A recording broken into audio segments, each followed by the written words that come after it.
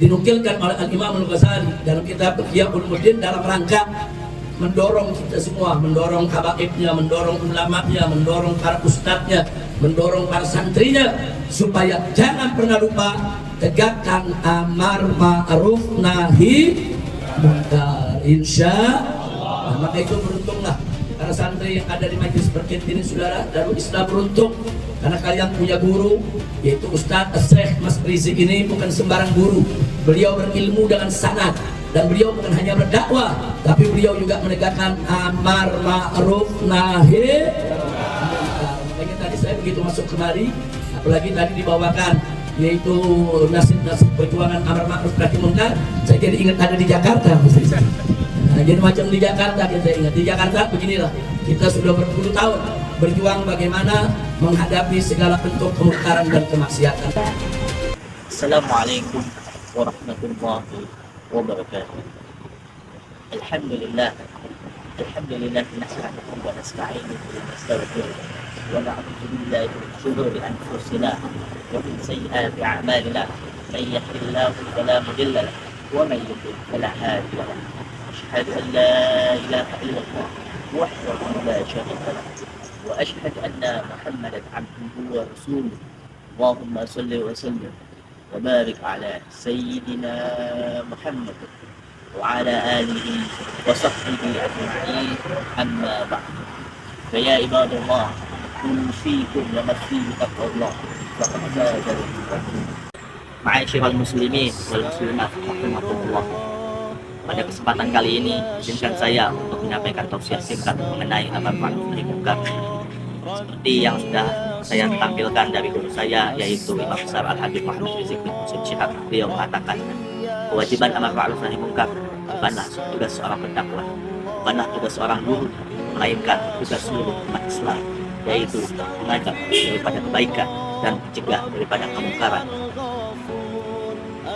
Dasar dari kewajiban amar ma'ruf nahi munkar ini yaitu dari hadis Nabi yang diriwayatkan oleh sahabat Nabi yang mulia, yaitu Abu Sa'id radhiyallahu anhu, yang bunyi an Abi Sa'id al-Khudri radhiyallahu anhu qala sami'tu Rasulullah sallallahu alaihi wasallam yaqulu man ra'a minkum munkaran falyughayyirhu biyadihi fa illam yastati' fa bilisanihi fa illam yastati' fa biqalbihi dzalika adhaful iman.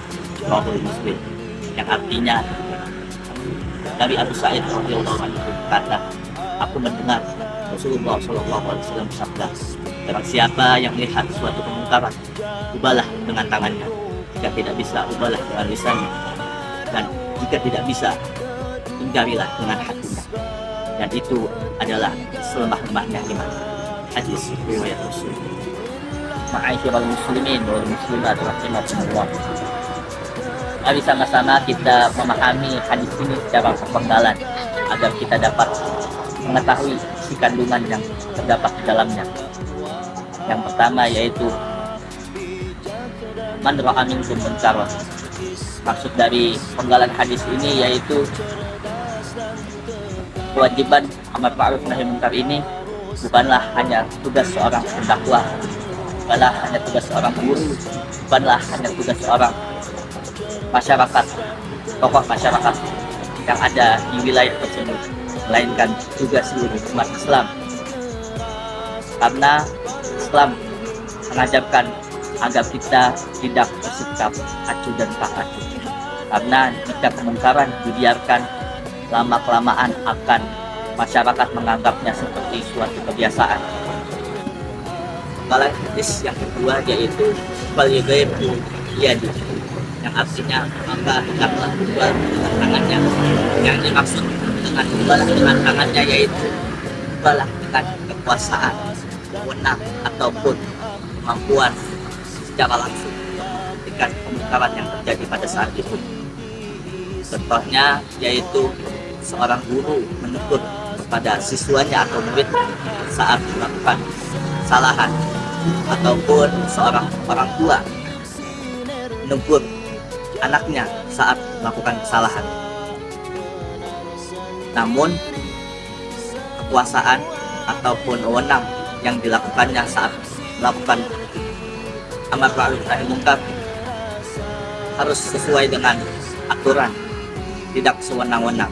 Karena amar ma'ruf nahi munkar itu bukan cara kita melampaukan emosi kita, tapi melainkan untuk memperbaiki keadaan yang terjadi saat itu. Penggalan hadis yang berikutnya yaitu fa illam yastati fa bilisan. Maksudnya yaitu jika tidak mampu maka ubahlah dengan lisannya. Yang maksudnya yaitu ubahlah dengan lisannya jika kita tidak mampu melakukan dengan wewenang kita ataupun kekuasaan, maka kita diwajibkan untuk ubahlah kemungkaran tersebut dengan lisan kita. Contohnya yaitu seperti menasehati teman saat ia meninggalkan sholat, ataupun menyampaikan dakwah di media sosial dengan cara yang santun. Karena Allah SWT perintahkan kita untuk menegur ataupun menyampaikan amar ma'ruf nahi munkar yaitu dengan cara yang santun dan yang lembut. Karena dengan kelembutan hati ataupun dengan kelembutan suara kita bisa membuat seseorang dapat menerima apa yang kita sampaikan, bukan dengan cara kekerasan ataupun dengan cara yang lain, melainkan harus dengan kelembutan agar seseorang tersebut bisa menerima dengan lapang dada apapun yang kita sampaikan untuk kebaikannya. Fa illam yastati fa biqalbi. Maksud dari penggalan hadis ini yaitu jika tidak mampu juga dengan kuasaannya, jika tidak mampu juga dengan lisannya, maka cara yang terakhir dalam menegakkan amar ma'ruf nahi munkar yaitu menggarilah di dalam hati. Pada kondisi seperti ini, seorang muslim harus membenci suatu perbuatan maksiat yang terjadi, tidak menyetujuinya dan tidak ikut serta di dalamnya.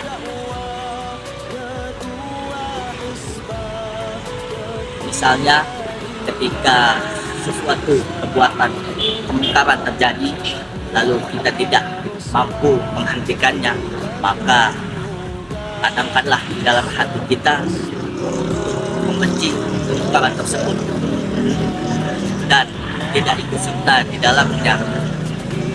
Karena hati seorang mukmin akan merasa sedih ketika perintah Allah SWT dilanggar oleh seseorang tersebut. Wazalika an-nafil iman, dan itulah selemah-lemah iman. Bagian hadis yang terakhir ini yaitu menunjukkan bahwa apabila kita melakukan tindakan untuk mencegah suatu kemungkaran melalui beberapa tahapan, yaitu yang pertama melakukannya dengan kekuasaannya, lalu yang kedua melakukannya dengan lisannya, dan yang terakhir melakukannya dengan cara mengingkari di dalam hatinya. Nah, jadi dengan cara melakukan mengingkari di dalam hatinya yaitu merupakan bentuk selemah-lemahnya iman, tetapi bukan menunjukkan seseorang tersebut tidak beriman, melainkan menunjukkan seseorang tersebut keimanannya sudah sangat terbatas dalam masyarakat tersebut. Karena sebaliknya semakin besar pula keimanan seseorang dalam mengajak kepada kebaikan dan mencegah kepada keburukan ataupun kemungkaran yang terjadi, maka semakin besar pula manfaat dari keimanan seseorang tersebut.